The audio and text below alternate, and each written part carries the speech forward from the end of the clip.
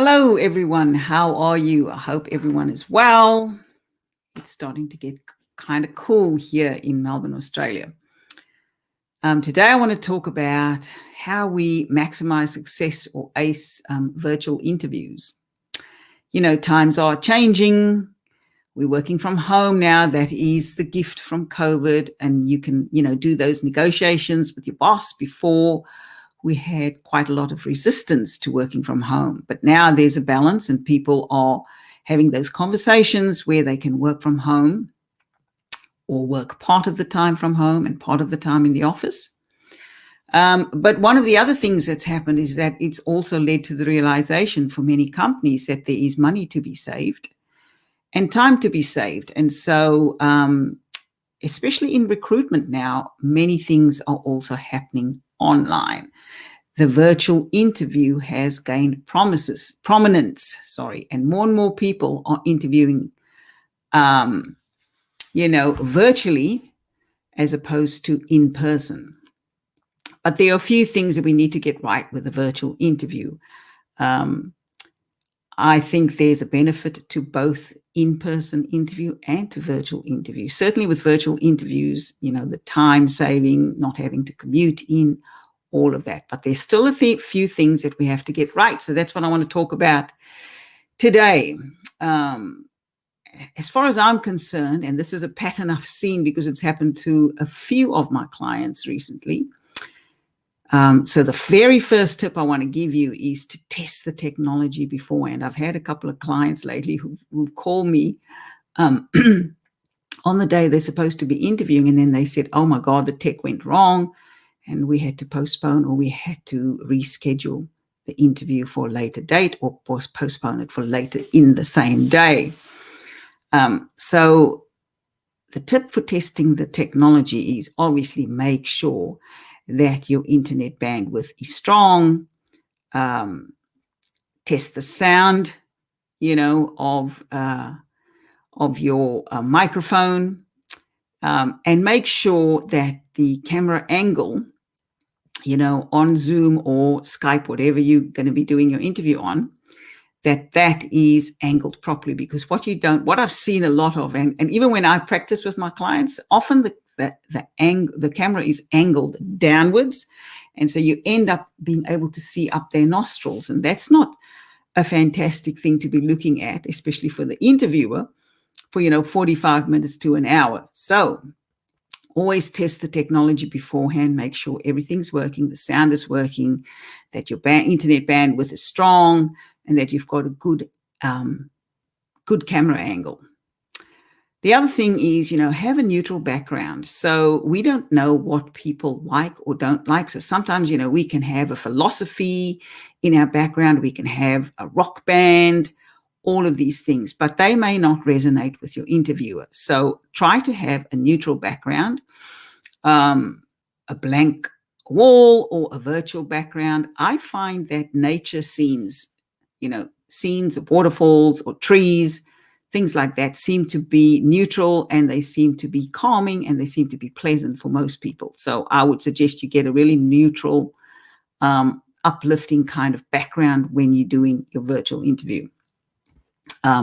Another tip is don't have your current company's logo or virtual background. I have seen that with a couple of clients, and I've had to remind them to make sure that they turn off the current company's logo. If you're going for an interview with a new company, you don't want to have your current company's logo on as a background for your interview with a new company, right? It's just little things like that that can make a difference. I mean, remember, the market is tight. Companies can pick and choose because many people have lost their jobs, which means the market is flooded, so they can pick and choose. So you want to do the little things right so that you get that company saying yes to you. Wear professional attire. So obviously, especially on the top part of the body, right? You want to make sure that you're looking professional, smart and professional. For guys, it can just be a nice shirt. For ladies, a blouse, but something that makes you certainly look professional from the top half of your body. If you're sitting in your PJ pants, no problem. Nobody can really see it because most virtual interviews people are only going to see the top half. But make sure that you're in professional attire. And then prepare in advance. So those things that we used to do for in-person interviews still apply, right? Research the company. Make sure you know some of the company's mission statements, their financial positioning. All of those things can be found on most company sites. Another tip I give people is to look at the company's Twitter handle or Facebook or LinkedIn page, or if they have an Instagram handle, look at that as well. Because here's the thing, companies often tweet or they put some update on those social media handles. And if you've looked at what they've put up the day before, and you kind of weave that into your answer, people pay attention. They go, oh, how did they know that? Well, you've gone and you've actually looked at what their most current update is. And sometimes people have done an update on what their social enterprise is, or their philanthropic mission is, or that they actively supporting something. And if you find a way to weave that into an answer, you demonstrate that you are taking an interest in that company, and that's always going to count in your favor. Make sure you cross the top 20 questions. I have compiled the top 20 questions. If you're interested in receiving that, comment below the video. I'm happy to send that out. And make sure when you're answering your questions that you, especially behavioral questions, that you're using what I call the SAO model, which is situation, action, outcome model, where you describe the situation, you describe the actions you took and the outcome of those actions. And you keep your answers brief and to the point. So if you're talking for longer than 2.5 minutes on each answer, you're talking too long. And this you only get really good at by practicing. Practice. Film yourself, practice in front of the camera, talk to the dog, get your partner to sit with you and go through those questions, and make sure that you're timing your answers and that you become more and more succinct and to the point when you're answering.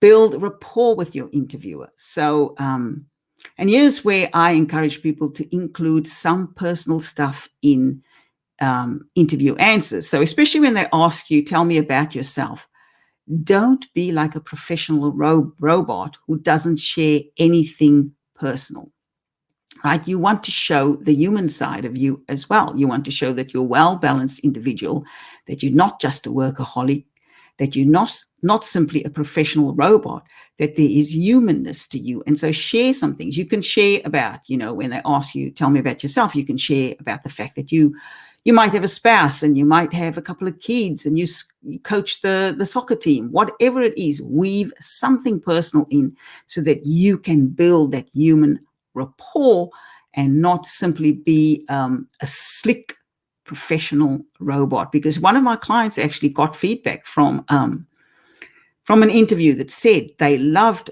his professionalism, they loved his answers, but they couldn't connect with him because he was so slick, so professional. So, those are things that people are going to be watching to see if you're the right culture fit.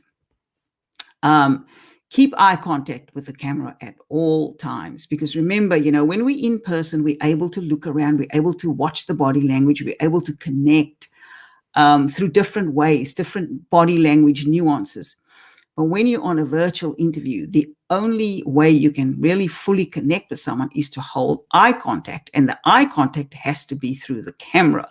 So you don't want to be, darting your eyes upwards to the sides, down too much. Try to hold eye contact with the camera so the people watching you on the Zoom or on Skype or business Skype can actually see your eyes and can see your animation. Be lively, be animated, obviously not too animated, be professional, but bring a brightness to your interview energy. And then have at least 3 questions prepared that you're going to ask at the end of the interview if the opportunity arises. In some cases, sometimes with those real the AI interviews, which is done only via camera, no person on Zoom. It's an AI software that does the interview.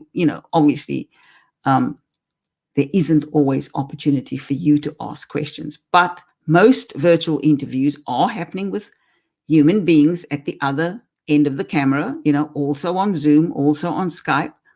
And so have at least 3 questions prepared. If you are given the opportunity to ask the questions, then ask your questions, because it shows interest. It shows that you've taken the time to prepare some questions, that you haven't simply come to the interview ready to answer a bunch of questions without thinking further about how that company is going to also fit for your long-term career goals. You always have to demonstrate that mutual interest. You have to be interested in the company, and you want to demonstrate that you also have researched the company. So you've got some questions to ask too, really important. And then a follow-up, send a thank you within 24 hours of having your interview. So a lot of people do that via email or text, but here's a tip. Send I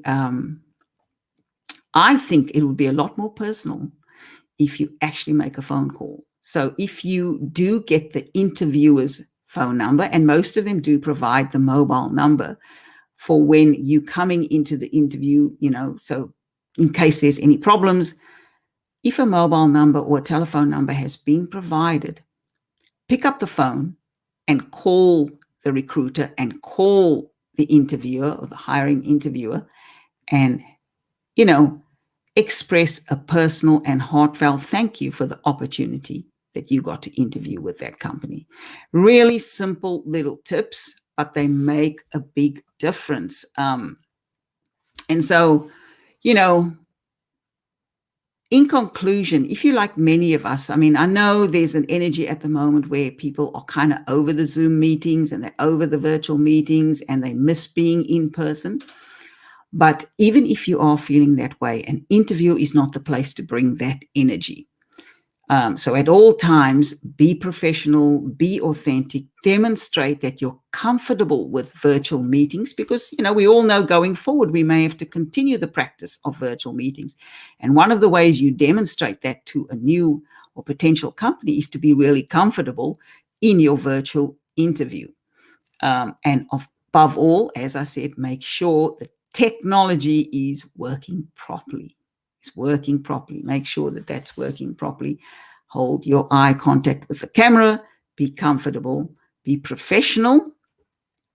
And do your follow-up. Do your thank you follow-up always. Those are important things to do. So those are my tips around maximizing your success in a virtual interview. I hope it's helpful.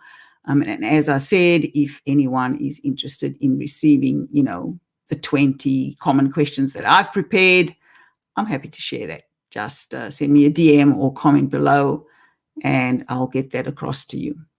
Have a wonderful day, everyone, as always. Be well and stay warm. Bye for now.